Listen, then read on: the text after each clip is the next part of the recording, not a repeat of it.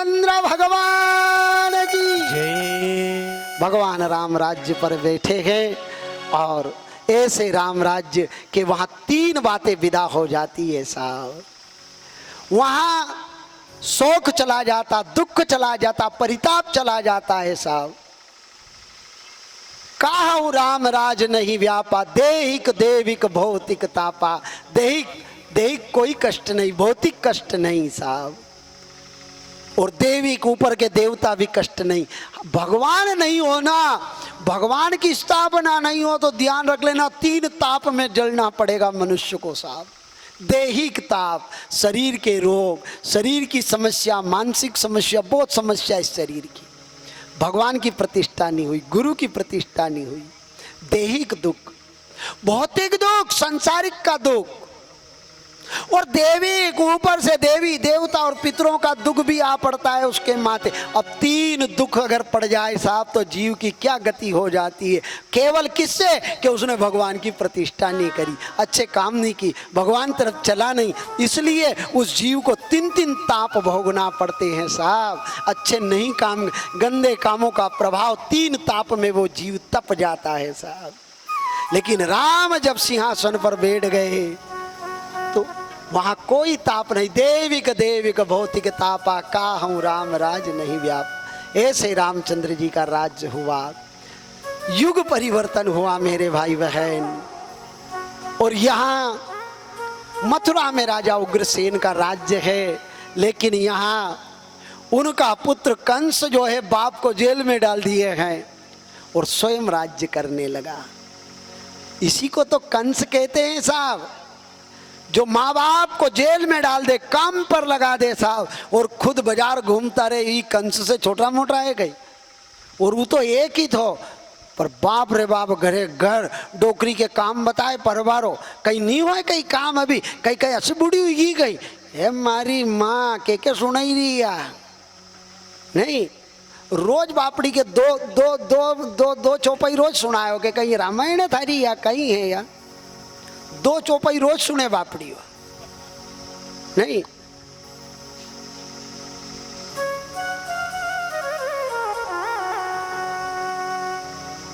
चौपाई किसको कहते हैं? चार पाई, जिनमें चार पाया रहे, वह खाटला पे बैठी बैठी सुनाती रहे, डोकरी काम करती रहे, वही तो चौपाई। और कहाँ की चौपाई?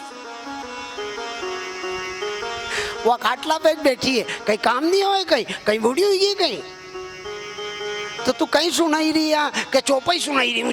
चौपाया पे बैठी नहीं तो चौपाई सुनाई रही। तो डोकरी ने पूछी ली कि दोहो कहीं के दोहो? चौपाई ने दो, रामायण में दो चीज है क्या ज्यादा तमा छोरंग दो हम साथे बोलाओ को नाम दोहो, दो ही साथे लगा डोकरी का ऊपर उबा हुई हम जद दोहो लो साहब। डोकरी ने फिर पूछी कि सोरटो क्या डोकरा के भी साथे कर लेने, साथ में सोटो है वो कोई नाम सोरटो? डोकरी ने की ये मरिया आवे सोरटो सुनाई रिया है।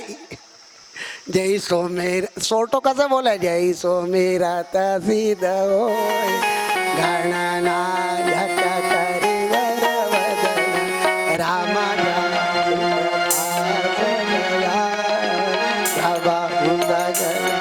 यो सोटो है।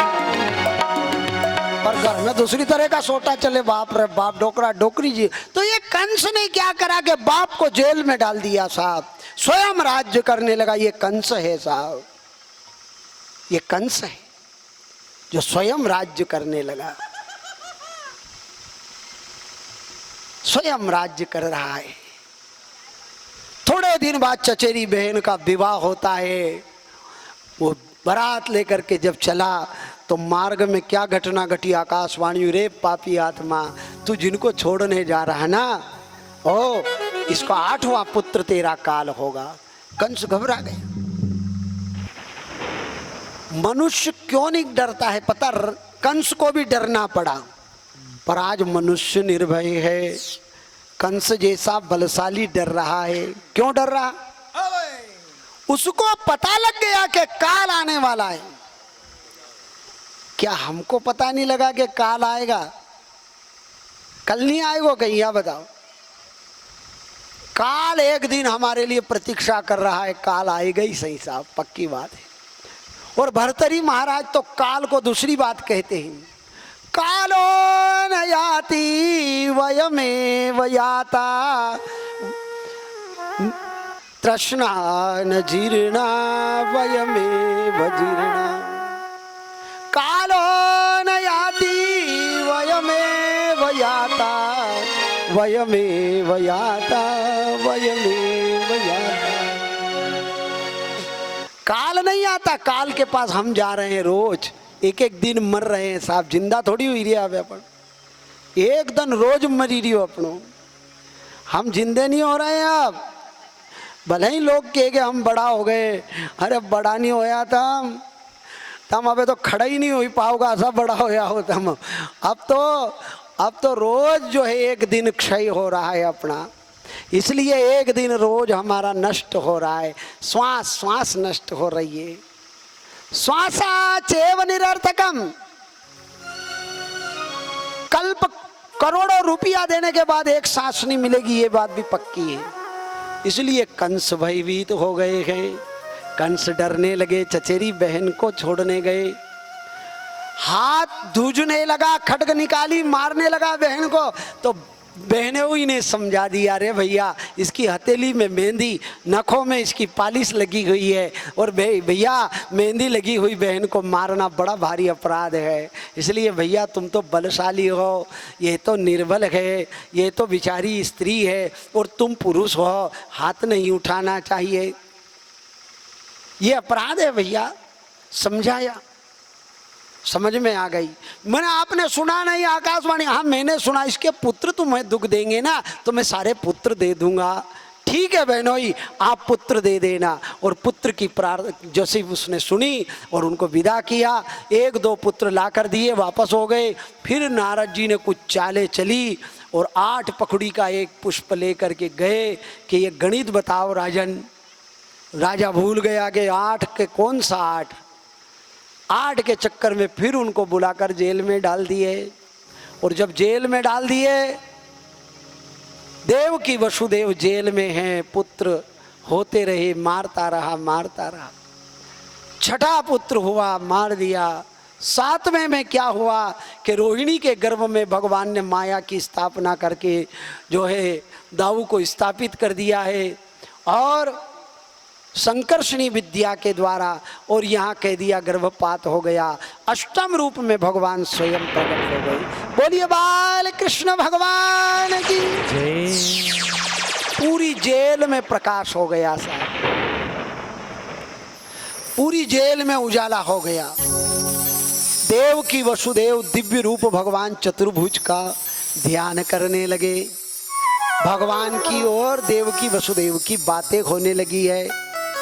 भगवान ने पिताजी को कह दिया तुम्हें क्या करना है। मेरे जन्म के बाद वो सारी विधि बता दी।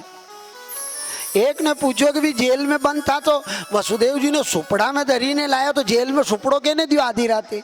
मने कि तू भी नहीं तो न भी नहीं तो कई मालूम कहने दियो, मारे कई मालूम, तू जान सुपड़ो कहने दियो आधी राते। अच्छा जेल में बंद था तो अब जवाब कहीं दो बताओ। नहीं, अब सुपड़ो कौन लायो, अब तू लायो नहीं तो थारो दाई जी लायो, मारे कहीं मालूम कौन लायो सुपड़ो। पर उत्तर है उसका साहब कि भगवान चतुर्भुज रूप आए ना तो सब सामग्री भी बता दी, सब सामग्री व्यवस्था और काम भी बता दिया। पिता ने कहा मैं बंधा हुआ हूँ, मेरे हाथ पैर में बेड़ी है बेटा, और ये चौकीदार हैं, ये 7-7 ताले लगे हैं। भगवान चतुर्भुज रूप ने क्या कहा, पिताजी जब मैं तुम्हारे अंक में आऊं, खोड़ा में आऊं, तुम मेरे को सिर पर धारण करके तो देखना, क्या आनंद आएगा। ये चौकीदार सो जाएंगे, तुम्हारी बेड़ी हथकड़ी कट जाएगी, और तुम मेरे को ले करके जाओगे नहीं तो ये ऋतुएं तुम्हारे अनुकूल हो जाएगी। यमुना कितनी बड़ी है, इतनी सी छोटी हो जाएगी महाराज। तुम मेरे को एक बार माथे पर रख करके तो देखो। और जो भगवान को एक बार सिर पर धारण करता है साहब, यहाँ सिर पर और कहीं टेंशन नहीं धरनो, नरा के मारे टेंशन हुई गयो, मारे टेंशन। अब बूढ़ी बूढ़ी बेरावण भी के एक जगह गयो नहीं तो नेटू बूढ़ी बेरा कहीं के मार घणो टेंशन। मैंने टेंशन की स्पेलिंग बताओ तो ओके, टेंशन की टी भी नहीं मालूम, आने ओके पर रही टेंशन है हमारी माँ। बना बनी के भी टेंशन भर रही है लोग, कहीं वही टेंशन। तो ऐसे जो है भगवान ने कहा कि एक बार मुझे सिर पर धारण करना, ये सारी बेड़ियां कट जाएगी, सारे ये जो है तुम्हारे दुष्ट लोग सब मोह की निंद्रा में सो जाएंगे। और भगवान कह करके व्यवस्थाएं करके जेल में, और की जय शिशु लीला अति प्रियशीला, यह सुख परम अनूपा, सुनी वचन सुजाना रोदन ठाना, होई बालक सुर भूपा।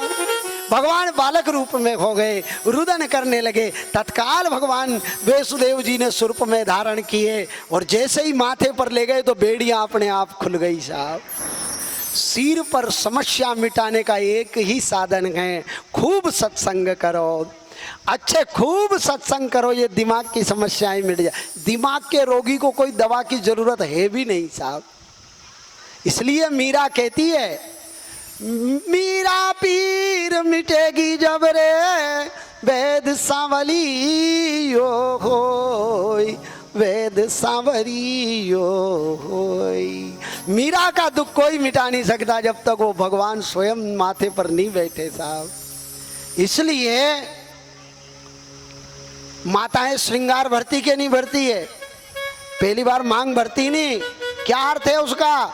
उसने अपने सिर पर अब जो है पति का सौभाग्य धारण कर लिया। कितनी समस्या निपटी की होगी, अब कितनी निपटी की हो गया। घर में रहना है, घी कुटियो तो ज्यादा ही टेलीफोन कर दे, घी भी लेता आ जो 2.5 किलो है मारी माँ। निपटी समस्या के नहीं निपटी, काय से माथे पर श्रृंगार धारण करने पर। ये तो श्रृंगार से संसार की समस्या निपटी, पर जो मनुष्य भगवान को सिर पर धारण आखे संसार की समस्या निपट जाती है, इलोक परलोक की समस्या भी निपट जाती है साहब। एक बार माथे पर भगवान को धारण करो। और जैसे ही वहां गए गोकुल में, पूरा गोकुल सजाया गया और प्रातः काल हुई। इधर भगवान बालिका को लेकर आए, जेल में फिर बंद गए, और इधर प्रातः काल होते ही मेरे भाई बहन पूरा आनंद छाने लगा है। और वहाँ वृंदावन वृंदावन धाम अपार रटे जा राधे राधे।